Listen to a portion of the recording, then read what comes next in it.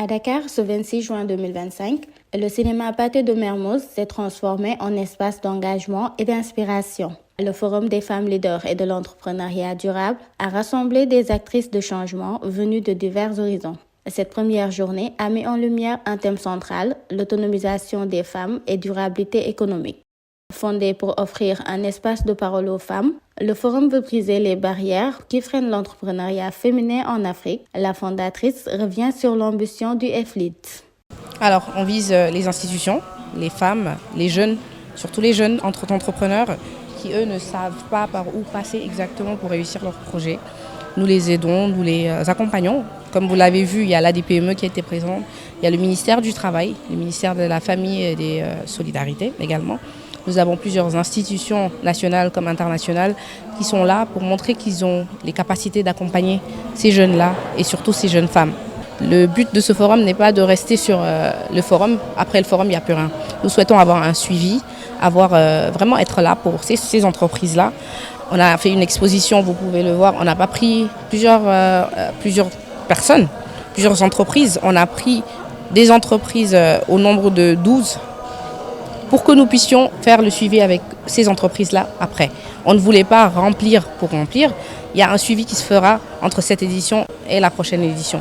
Un public composé de femmes entrepreneurs, de responsables institutionnels, de figures engagées a écouté avec attention des prises de parole percutantes. Les discussions ont abordé des freins concrets, à savoir le manque de garantie bancaire, l'accès difficile aux données, les réalités spécifiques des femmes à mobilité réduite. C'est dans ce sens que Aïssatou Cissé du Centre de développement solidaire plaide pour une meilleure inclusion des personnes en situation de handicap à travers la création de micro-entreprises.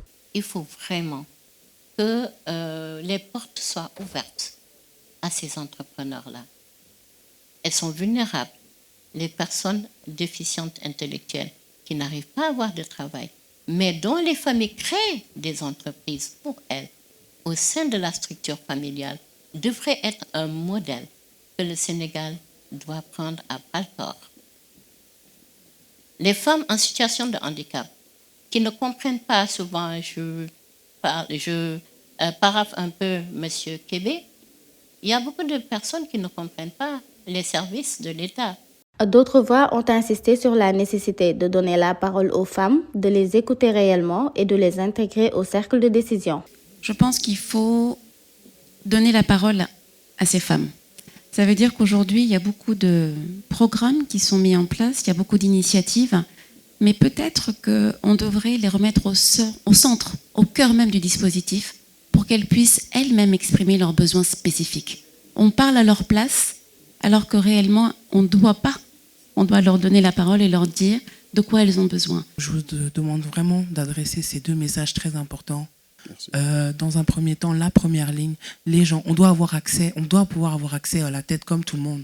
On doit pouvoir défendre nos projets, défendre des projets structurants et importants et avoir une ligne directe avec le décisionnel avant de passer par 4 ou 5 paliers de discussion pour pouvoir soumettre notre projet. On a l'impression que dans nos pays, les femmes doivent payer pour tout. Payer pour être libre, payer pour devoir choisir l'homme qu'elle aime, payer pour avoir le droit de divorcer, payer pour avoir le droit simplement d'exister professionnellement et d'avoir des économies pour elle-même. Et pourtant, dans la religion qui nous gouverne à 95% au Sénégal, le bien de la femme est sacré. C'est son patrimoine personnel. Alors, on a cet équilibre avec les hommes qui est très, très particulier parce que quand ça les arrange, ils veulent des femmes soumises à la maison. Quand ça les dérange, d'accord, ils veulent des femmes indépendantes qui se prennent en charge. Mais comment on fait, nous, pour être leader de 8h à 16h dans nos entreprises et être soumise de 16h à minuit? C'est quand même une problématique sur laquelle il faut qu'on réfléchisse ensemble. Parce que tous nos problèmes de goitre, de thyroïde, parce qu'il faut qu'on parle aussi de tous ces problèmes au Sénégal, sont liés à un mal-être des femmes que nous n'assumons pas. Le professeur Massamba Gaye, qui a assisté au premier jour du forum, a salué la démarche. Pour lui, la femme est non seulement pilier de la société, mais aussi actrice de la transmission et de la transformation. Oui, en résumé, je pense que ce forum est fort utile parce que quand même, de voir une femme leader dire je vais implémenter un espace dans lequel toutes les femmes leaders pourront venir partager leur expérience, mais partir aussi d'une sélection réduite de femmes à être accompagnées. Ce forum est extrêmement utile dans une communauté où la réussite de l'individu est attelée à la réussite de sa maman. On ne peut pas avoir une société qui a valorisé la femme à ce point-là et nous retrouver aujourd'hui à dire que la femme ne doit occuper que le second rôle. Ce n'est pas possible. On ne peut pas avoir un continent avec un pays avec 49% de femmes, un continent, sous-continent ouest-africain avec 50% de femmes. Avoir les meilleurs résultats scolaires autour des femmes et dire qu'on peut développer ce pays sans les femmes. Ça ne peut pas aller. Au-delà des discours, cette première journée du Forum des femmes leaders a été un véritable appel à l'action.